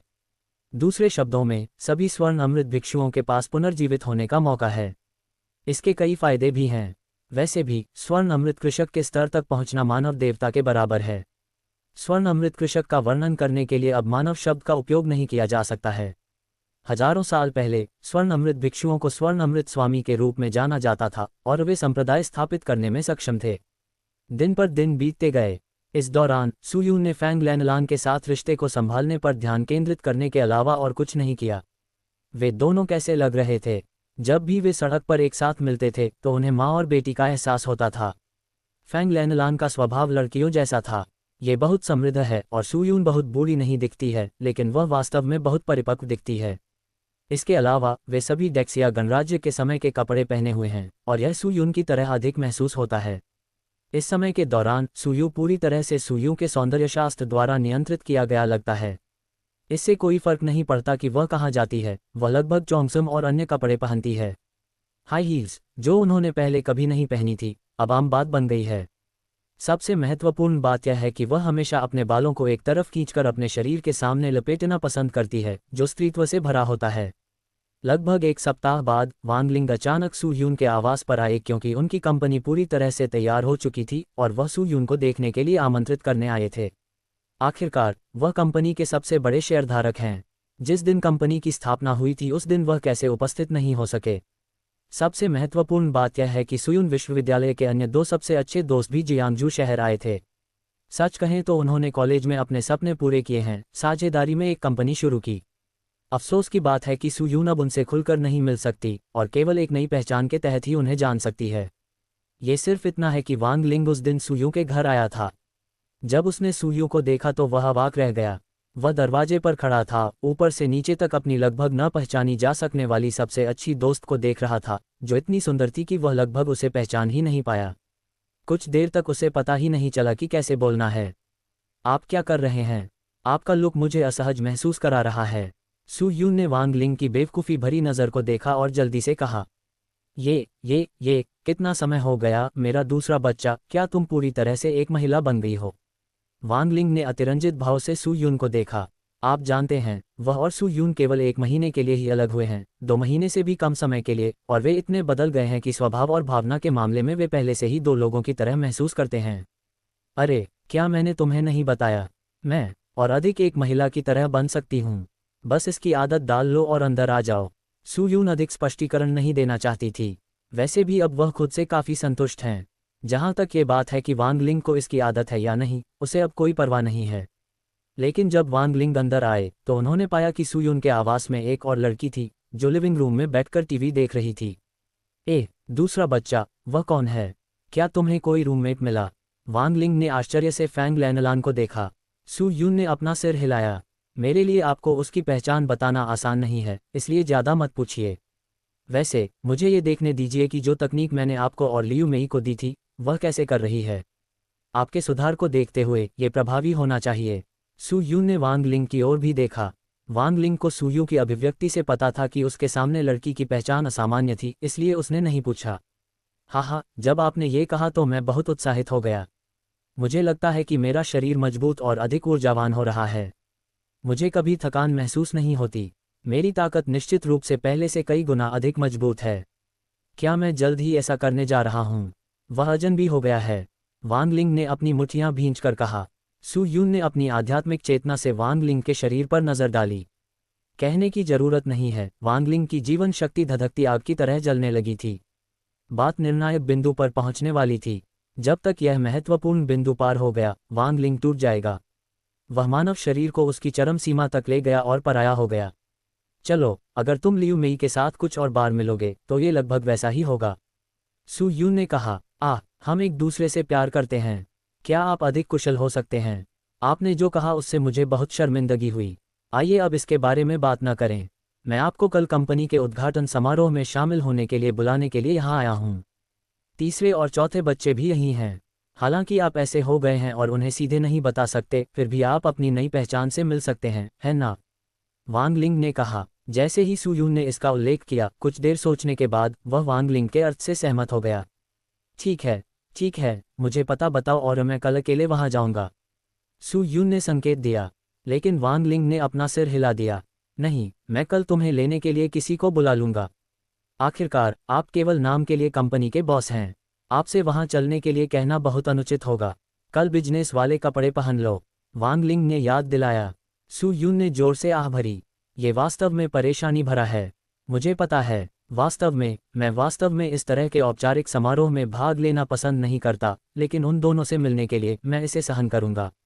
सू यून ने कहा। वांग लिंग मुस्कुराए और सिर हिलाया और फिर तुरंत चले गए। मुख्यतः क्योंकि उसे धीरे धीरे एहसास हुआ कि उसे अपने सबसे अच्छे भाई से दूरी बनाए रखने की ज़रूरत है। सू यूं अधिक से अधिक एक महिला बन गई थी, भले ही वह एक समय पुरुष थी, वह बहुत करीब नहीं हो सकता। वांग लिंग को इस तरह जाते देख सू यून ने एक पल के लिए आह भरी, सब कुछ बदल गया था, हालांकि वह इसके लिए मानसिक रूप से तैयार थी। वांग लिंग के चले जाने के बाद सू यू फैंग लैनलान के पक्ष में आ गईं। लैन लैन, कल मेरी बहन के साथ एक कार्यक्रम में जाना कैसा रहेगा? सू यून ने पूछा। जब फैंग लैनलान ने यह सुना तो उसने तुरंत चौड़ी आंखों से पूछा, क्या कुछ स्वादिष्ट है? अगर कुछ स्वादिष्ट होगा तो मैं जाऊंगा। सू यून फिर से अवाक रह गई। फैंग लैनलान को सिर्फ खाना पसंद था। खाना सबसे महत्वपूर्ण चीज थी और बाकियों को पीछे हटना पड़ता था। चिंता मत करो, मैं तुम्हें कल भरपेट खाने दूंगा। सू यून ने सिर हिलाया। बोलना समाप्त करने के बाद सू यून ने अपना मोबाइल फ़ोन उठाया और शॉपिंग वेबसाइट खोली और उपयुक्त व्यावसायिक पोशाक की तलाश शुरू कर दी। उनका वर्तमान सौंदर्यबोध प्रथम श्रेणी का था।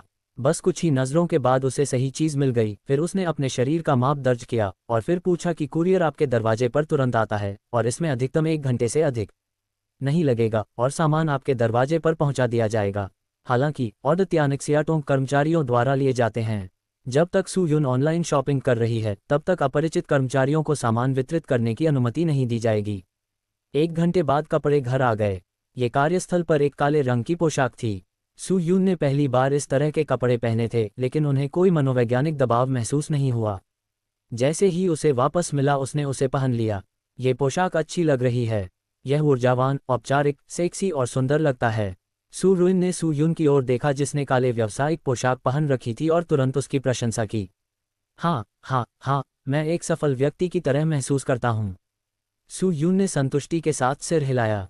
इससे ये समझ आता है कि अपने फिगर से वह जो भी पहनेंगी उसमें अच्छी लगेंगी। इस प्रकार धीरे धीरे आकाश में संध्या हो गई और रात हो गई। आज का चांद खून की झलक के साथ बड़ा और गोल लग रहा था। शाम करीब 10 बजे सू यून के इलाके में बिजली व्यवस्था खराब हो गई। उनके समुदाय सहित इस क्षेत्र में बिजली गुल हो गई थी, लेकिन सू यून और फैंग लानलान पहले ही सो गए थे। इससे कोई फर्क नहीं पड़ता कि बिजली गई या नहीं, वैसे भी कल जरूर आएगी। बात सिर्फ इतनी है कि बिजली कटौती कहीं किसी खराबी के कारण नहीं, बल्कि मानव निर्मित क्षति के कारण हुई है। जब बिजली बंद थी, जियांगजू शहर के एक तहखाने में रयुको नाकामुरा एक चुड़ैल की पोशाक में बदल गई थी। जिस पत्थर के कमरे में वह थी, वहां कई साज सामान वाली एक वेदी थी। देश आर का जादूगर स्वयं जिया देश से है, इसलिए जिस स्थान पर जादू किया जाता है वह ताओवादी पुजारियों की वेदी के समान है। नाकामुरा रयुको के हाथ में एक एक्स्ट्रा फोटो है। ये तस्वीर दिखाती है कि सू यून कैसी दिखती है। कंट्री आर में 4 प्रकार के एलियंस हैं: निंजा, जादूगर, भिक्षु और समुराई। निंजा हत्या और किमिन दुंजिया में अच्छे हैं, जादूगर तंत्र मंत्र और जादू में अच्छे हैं और भिक्षु बौद्ध धर्म में अच्छे हैं। समुराई तलवार चलाने में अच्छे हैं, जो जिया साम्राज्य में विदेशी प्रकारों के समान है। जादूगरों की कई पद्धतियां ताओवादी माओशान संप्रदाय से बहुत मिलती जुलती हैं। वे सभी मंत्रों का उपयोग करते हैं जो कुछ बुरी आत्माओं को नियंत्रित कर सकते हैं और बुरी आत्माओं को नियंत्रित भी कर सकते हैं। वैसे भी वे बहुत समान हैं। यदि आप ताओवादी तरीकों से विशेष रूप से परिचित नहीं हैं तो जादूगरों और ताओवादी तरीकों के बीच अंतर करना मुश्किल है।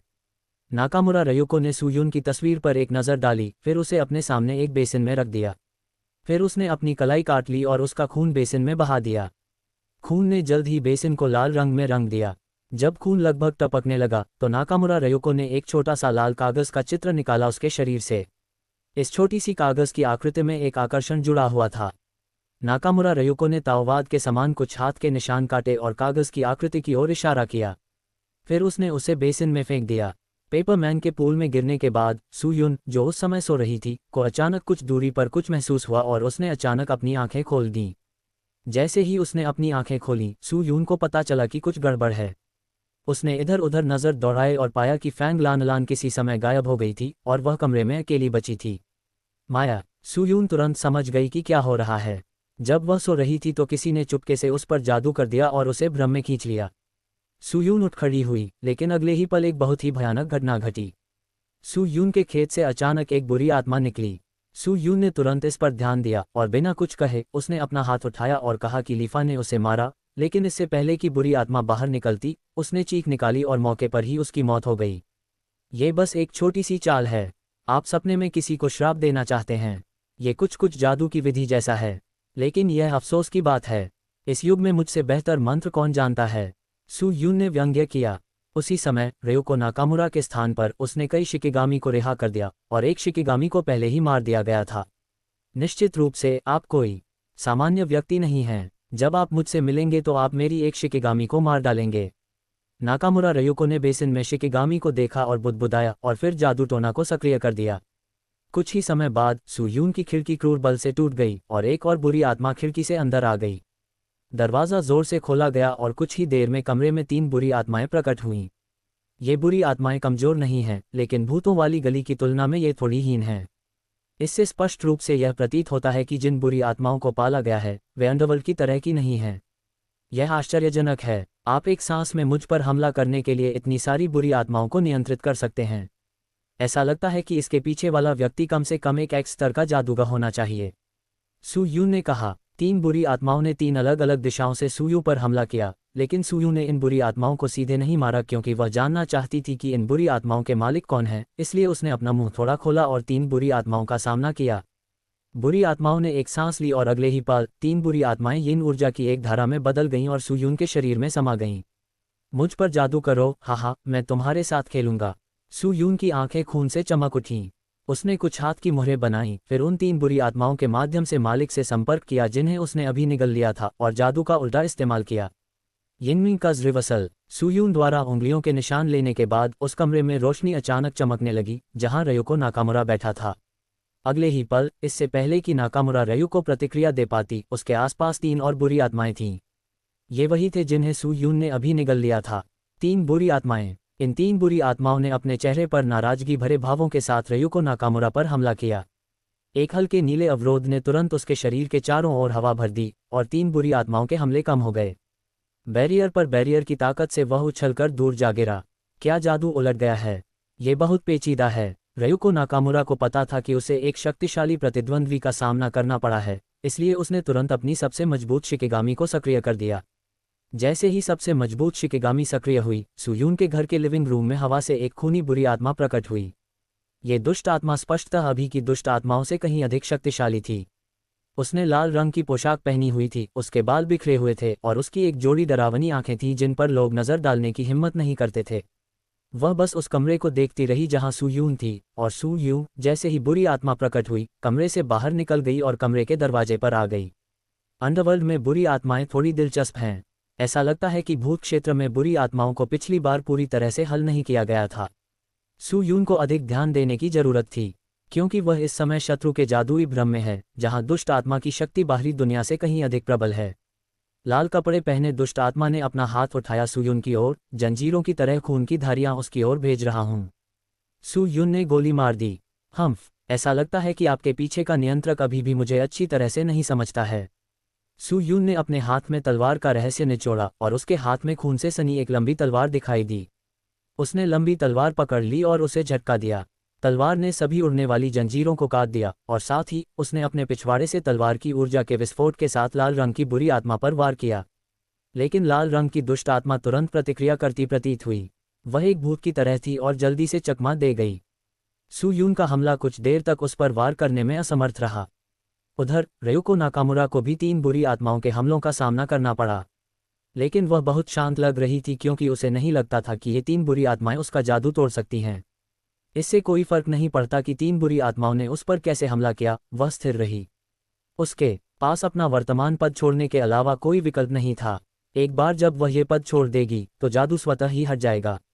ये व्यक्ति मुझसे अधिक मजबूत है। मुझे डर है कि वह इस स्तर का अजनबी है। मेरा शापित हत्या भ्रम लक्ष्य की आत्मिक शक्ति को दबा सकता है और शिकिगामी की शक्ति को बढ़ा सकता है, लेकिन फिर भी उसका उससे कोई मुकाबला नहीं है। अगर वह बाहरी दुनिया में होता तो मुझे डर है कि लड़ने की कोई ज़रूरत नहीं है। नाकामुरा रयुको ने सुयून की ताकत के स्तर को तुरंत आंक लिया, और सुयून अभी भी इस बुरी आत्मा से उलझी हुई है। ऐसा नहीं है कि वह उससे जल्दी निपटना नहीं चाहती, बल्कि इस भूत को इस क्षेत्र में बहुत फायदा है।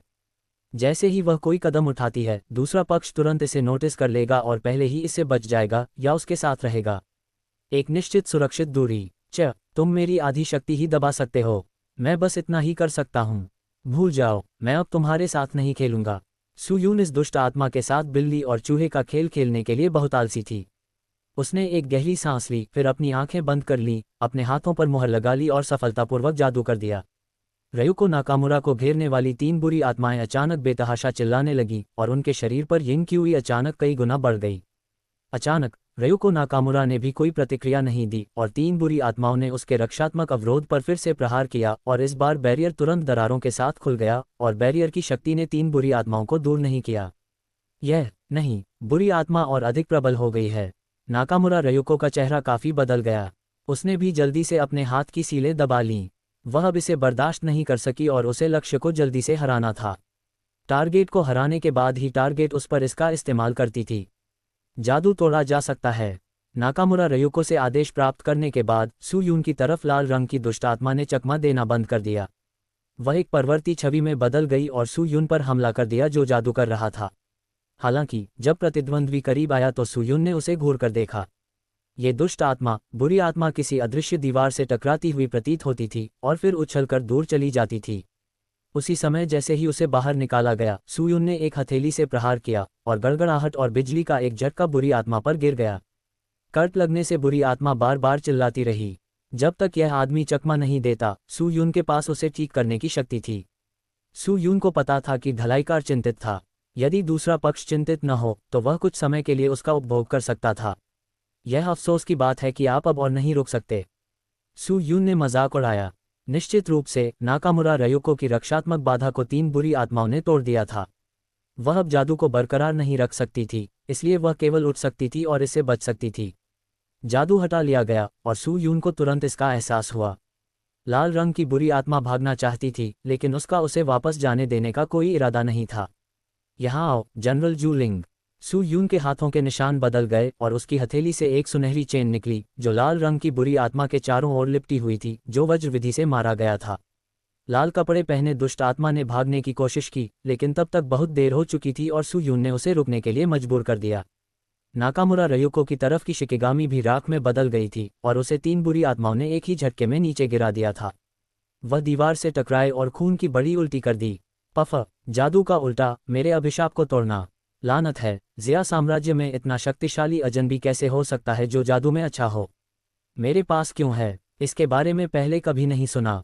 नाकामुरा रयुको थोड़ा घबराया हुआ लग रहा था। हालांकि श्राप इसे हटा दिया गया था, लेकिन यिन मिंग श्राप यहाँ नहीं था और 3 बुरी आत्माओं ने हमला करना जारी रखा। नाकामुरा रयुको ने 3 बुरी आत्माओं को फिर से हमला करते देखा और तुरंत भूत भगाने वाला पाउडर छिड़क दिया। पाउडर इन बुरी आत्माओं पर गिर गया और बुरी आत्माएं हिल नहीं सकीं। नाकामुरा रयुको ने अवसर का लाभ उठाते हुए 3 और स्पेल मारे। इन तीनों झांक टेलिस्मैन ने 3 बुरी आत्माओं पर सटीक प्रहार किया, लेकिन इससे केवल उनके लगातार हमले सीमित हो गए और उन्हें मार नहीं सके।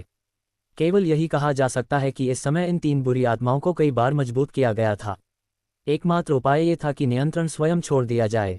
नाकामुरा रयुको ने तुरंत शिकिगामी के साथ बेसिन पर हमला किया, फिर 3 कागज की आकृतियां पकड़ी और उन्हें टुकड़ों में फाड़ दिया। जैसे ही कागज के आंकड़े टुकड़े टुकड़े हो गए, 3 दुष्ट प्राणियों की आत्मा मर गई और मौके पर ही गायब हो गई और अंततः लड़ाई खत्म हो गई। दूसरी तरफ सू यून भी महिला का श्राप टूटने के बाद भ्रम से जाग उठी। उसने अपनी आंखें थोड़ी सी खोली और अपने बगल में फैंग लैनलान पर नजर डाली।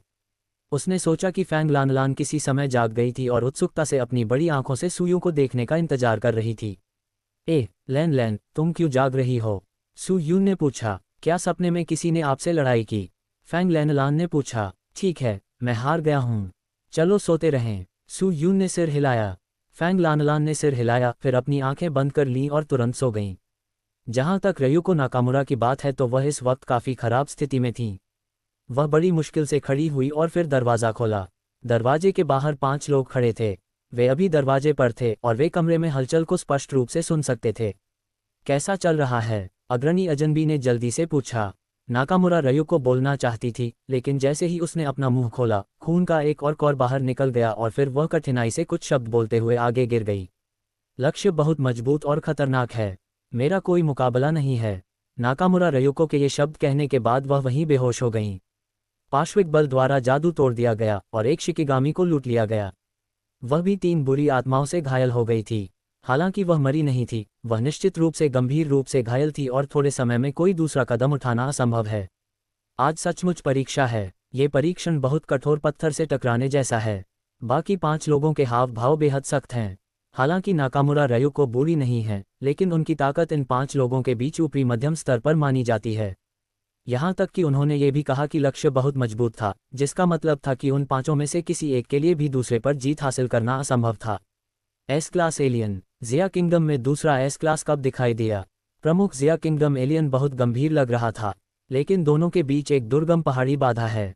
वर्ल्ड एलियन अलायंस द्वारा एस लेवल को गॉड लेवल कहा जाता है। क्या आपको लगता है कि यह ईश्वरीय स्तर एक मजाक है?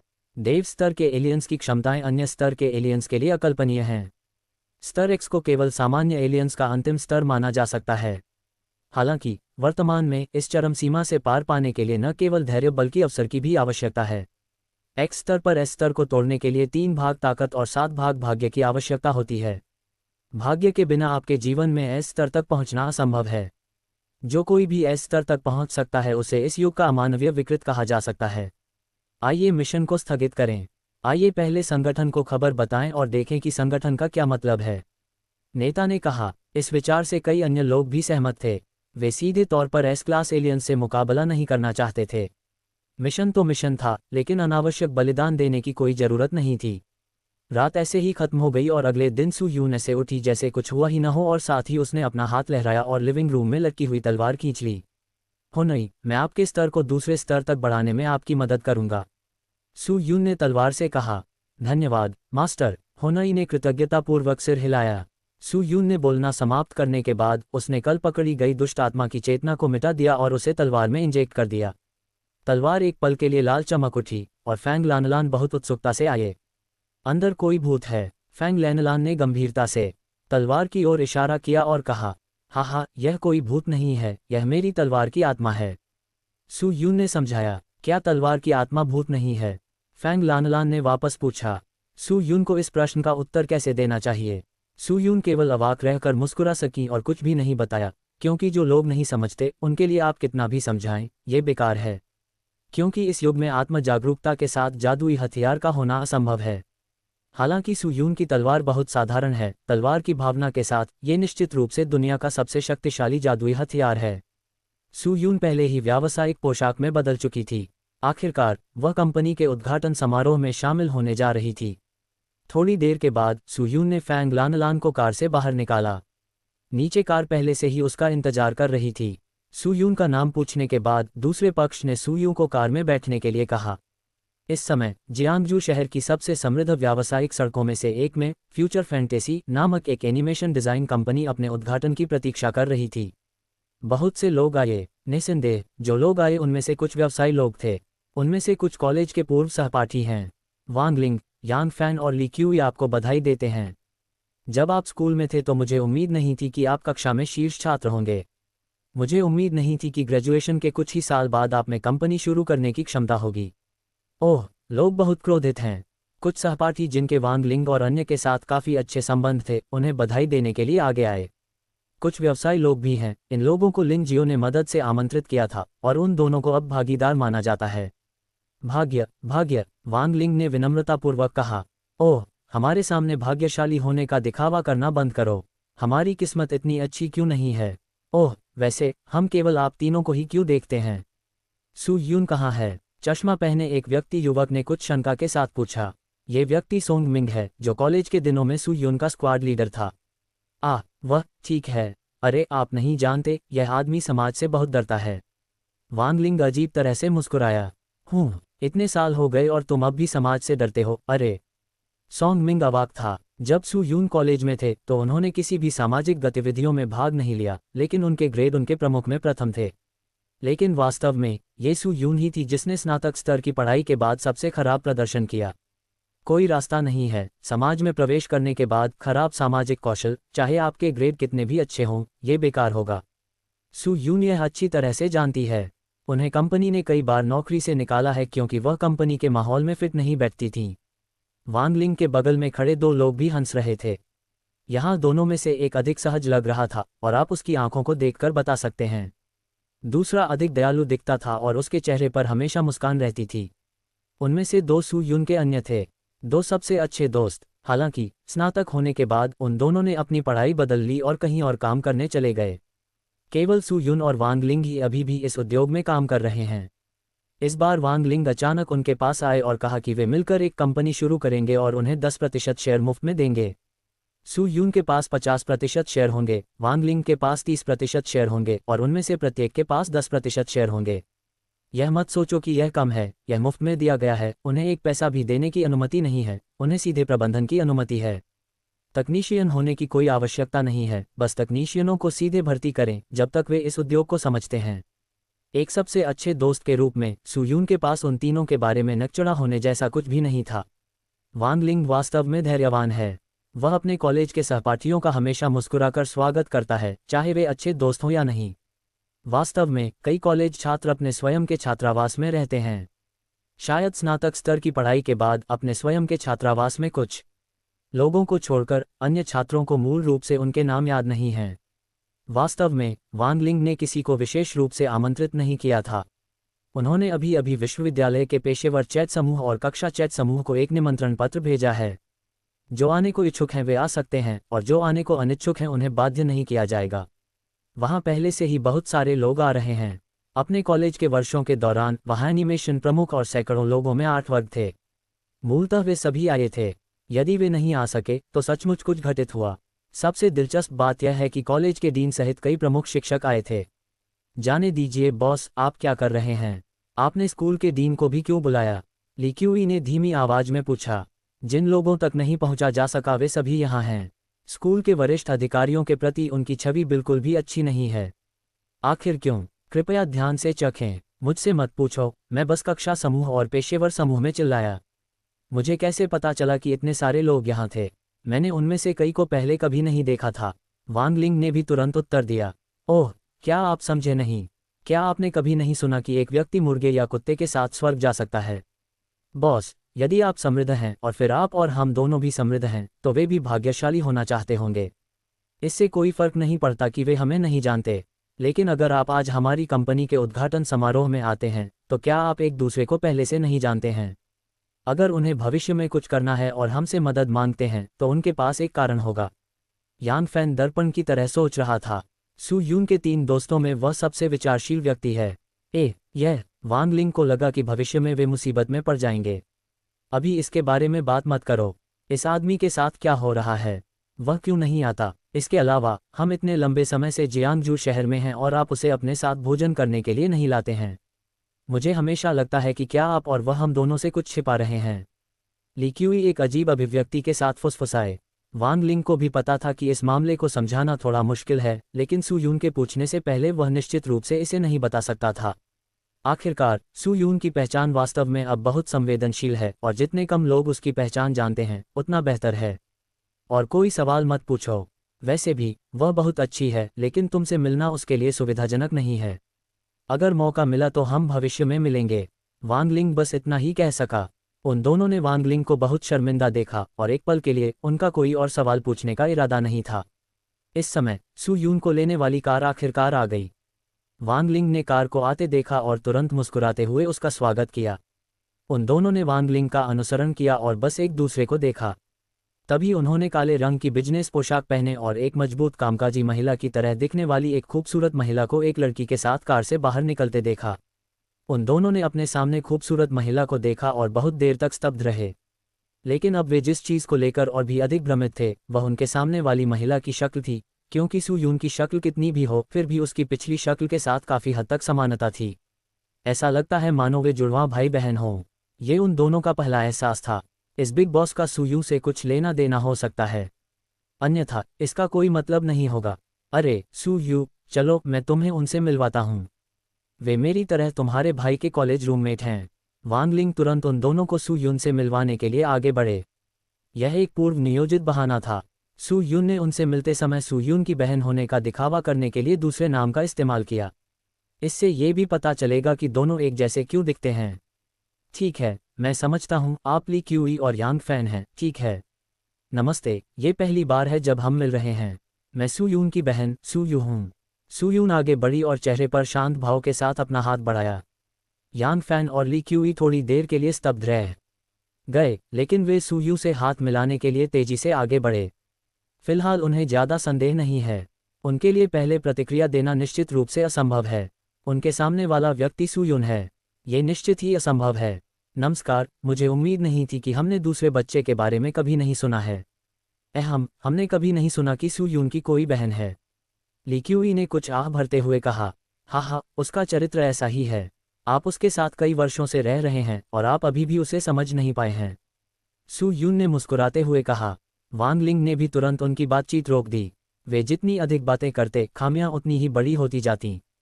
बेहतर होगा कि काम पर लग जाएं जल्दी से। अरे सू यू, चलो उद्घाटन स्थल पर चलते हैं। कंपनी के सबसे बड़े शेयरधारक के रूप में आपको निश्चित रूप से बाद में बोलने की आवश्यकता होगी। वांग लिंग ने इशारा किया। सू यून समझ गई कि वांग लिंग का क्या मतलब है और वह केवल अपने दिल में गुप्त रूप से आह भर सकती थी। दोस्तों से मिलना जाहिर तौर पर एक खुशी की बात थी, लेकिन आज उन्हें अजनबी होने का नाटक करना पड़ा। आयोजन स्थल में प्रवेश करने के बाद सू यून ने चारों ओर नजर डाली और कई परिचित आकृतियां पाईं। बेशक ये सिर्फ वह नहीं थी जिसने सोचा था कि इनमें से कई लोग परिचित दिखते थे। सोंग मिंग जैसे लोग और सू यून के संपर्क में रहने वाले अन्य लोगों को भी लगा कि उनके सामने वाली महिला परिचित लग रही थी। वह कौन है? वह वांग लिंग और अन्य लोगों के सामने क्यों चल रही है? और मुझे ऐसा क्यों लगता है कि वह उस अकेले आदमी सू यून के समान है? सू यून के कुछ पुराने सहपाठी धीमी आवाज में एक दूसरे से बड़बड़ा रहे थे। इसे वास्तविक वर्ग पुनर्मिलन माना जा सकता है। हालांकि सू यून कुछ लोगों के नामों का उच्चारण नहीं कर सका, फिर भी इन लोगों की उपस्थिति उसके दिमाग में स्पष्ट थी। कुछ शिक्षक भी हैं। इनमें से अधिकांश शिक्षकों ने सू यून और अन्य को पढ़ाया है। उन्होंने सोचा था कि ग्रेजुएशन के बाद वे शायद ही दोबारा मिलेंगे, लेकिन उन्हें आज दोबारा मिलने की उम्मीद नहीं थी। वह वांग लिंग के नेतृत्व में मंच पर आईं, जिन्होंने तुरंत भाषण भी दिया। मेरे सहकर्मियों, सहपाठियों और शिक्षकों, मैं आपका परिचय ईमानदारी से कराना चाहता हूं। ये हमारी भविष्य की कल्पना का सबसे बड़ा शेयरधारक है, सू यू सुश्री। सू, वह मेरे भाई सू यून की बहन है। इस बार उद्घाटन समारोह के दौरान सुश्री सू यू ने रिबन काटा और कंपनी के उद्घाटन की घोषणा की। वांग लिंग ने सू यून की पहचान सभी को बताई। नीचे के लोगों की अलग अलग प्रतिक्रियाएं थीं। सू यून की बहन, ओह, कोई आश्चर्य नहीं, वे एक जैसे दिखते हैं। बस उनके चेहरे को देखकर दोनों के बीच कम से कम 70% समानता है। ये सिर्फ इतना है कि सू यून इतनी साधारण दिखती है। उसकी बहन इतनी सुंदर और सुंदर क्यों है? हर कोई हैरान था। दरअसल सैमिर के लिए यह कोई दुर्लभ बात नहीं है। पुरुषों में कुछ लोगों के चेहरे वाकई बहुत अच्छे नहीं होते, लेकिन जब इन्हें किसी महिला के चेहरे पर रखा जाता है तो एक अलग ही एहसास होता है। सू यून वास्तव में थोड़ा शर्मिंदा थी, लेकिन इतना कुछ झेलने के बाद उसने अब ऐसी छोटी छोटी बातों को अपनी भावनाओं पर असर नहीं पड़ने दिया। उसे बोलने की जरूरत नहीं थी। वैसे भी वांग लिंग उसके लिए ये करेगा और सू यून बस रिबन काट देगी। फीता काटने के बाद समारोह एवं भोज होगा। साफ शब्दों में कहें तो ये खाने का समय था। जैसे ही उसने भोजन के बारे में सुना, फैंग लानलान खाने के लिए कुछ खोजने का इंतजार नहीं कर सकी। हाँ, वांग लिंग ने इस भोजन पर बहुत पैसा खर्च किया, लेकिन यह एक छोटी सी बात है। रिबन काटने के बाद वांग लिंग भागीदारों और पुराने सहपाठियों को जानने के लिए सू यून को ले गए। ऐसा लगा जैसे वे किसी प्रक्रिया से गुजर रहे हों। देखते ही देखते सू यून अचानक स्तब्ध रह गई। चूंकि उसे भीड़ में एक बहुत ही जाना पहचाना चेहरा मिला, इसलिए वह अनायास ही रुक गई और संयोगवश दूसरे व्यक्ति के सामने रुक गई। यह एक महिला है जो वांग लिंग और अन्य लोगों की ही उम्र की लगती है। उनका स्वभाव बहुत क्लासिक और शांत लगता है। जब वांग लिंग ने सू यून को रुकते देखा तो उसने तुरंत अपने बगल वाले व्यक्ति पर नजर डाली। इस नज़र में वांग लिंग को पता चल गया कि क्या हो रहा है। ओल्ड सू, चलो चलें, भ्रमित मत हो, वांग लिंग ने धीमी आवाज में उसे याद दिलाया। वांग लिंग के आग्रह के तहत सू यून असहाय होकर चली गई, लेकिन उसकी परिधीय दृष्टि सफेद पोशाक में महिला पर केंद्रित रही। दूसरे व्यक्ति ने भी सू यून की ओर देखा, जो अपनी आंखों में एक अजीब नज़र लेकर जा रही थी। उसने अपने होठों को थोड़ा सा सिकोड़ लिया। ऐसा लग रहा था जैसे उसे कुछ कहना है, लेकिन वह फिर भी कुछ नहीं बोला। जहां तक सू यून की बात है, सू यून उदास मन से वांग लिंग के नेतृत्व में अकेले एक निजी कमरे में गई। वह अभी निंगजू थी। वह यहाँ क्यों है? ली क्यूई और यांग फैन थोड़ा आश्चर्यचकित हुए। ये निंगजू कौन है? बस सू यून की अभिव्यक्ति को देखें और आपको पता चल जाएगा कि वह एक लड़की थी जिसका पहली बार सू यून ने तब पीछा किया था जब वह कॉलेज में थी। दुर्भाग्य से वह उसे पकड़ने में असफल रही। तब से उसे महिलाओं में रुचि कम हो गई और फिर कभी उनमें कोई दिलचस्पी नहीं रही। आपने किसका पीछा करने की पहल की है? ठीक है, बकवास करना बंद करो, ये सब कुछ साल पहले की बात है। वांग लिंग ने दोनों के बीच बातचीत में बाधा डाली। सू यून ने भी गहरी सांस ली और अपनी मानसिकता की जांच की। मैं प्रवेश करने के बाद निजी कमरे में उन चारों को अकेले में कुछ चर्चा करनी चाहिए। वांग लिंग ने पैकेज से कई शेयर अनुबंध निकाले। सू यू, ये तुम्हारा है। तीसरा बच्चा, चौथा बच्चा, ये तुम्हारा है। तुम्हें इस चीज को अच्छे से रखना चाहिए। वांग लिंग ने याद दिलाया। सू यून अपेक्षाकृत उदासीन लग रहा था। दरअसल आप तीनों कंपनी के बारे में अपने फैसले खुद ले सकते हैं। आपको मेरी राय की परवाह करने की जरूरत नहीं है। मैं सिर्फ पैसा मुहैया कराता हूं और शेयर लेता हूं। आप तीनों तय कर सकते हैं कि कंपनी कैसे विकसित होगी। सू यून ने कहा। ली क्यूई और यांग फैन चौंक गए। ये इलाज बहुत अच्छा था। उन्होंने मुफ्त में शेयर दिए और उनके कामकाज में कोई हस्तक्षेप नहीं किया। वे समझ नहीं पा रहे थे कि सू यू उन पर इतनी मेहरबान क्यों थी। क्या ऐसा इसलिए है क्योंकि वे सू यून के दोस्त हैं? ये हमेशा थोड़ा अवास्तविक लगता था। जिस क्षण वांग लिंग ने उन्हें अन्य स्थानों से बुलाया, उन्हें ऐसा लगा जैसे वे सपना देख रहे हों। अरे, तीसरा बच्चा, चौथा बच्चा, चून की सू यू के पास कहने के लिए कुछ नहीं है, तो तुम जाओ और मेहमानों का स्वागत करो। आखिरकार यहाँ बहुत सारे सहपाठी हैं और सू यू और मेरे पास कहने के लिए कुछ और है। वांग लिंग ने ली क्यूई को बताया और यांग फैंग को भेज दिया। उन दोनों को कोई आपत्ति नहीं थी। वे सू युनशु थे, सू युशु नहीं। ठीक है, दोनों ने ठेका अपने बैग में रखा और बाहर चले गए। उनके बाहर जाने के बाद वांग लिंग ने पूछा, क्या आप निंगजू को बुरे मूड में देख रहे हैं?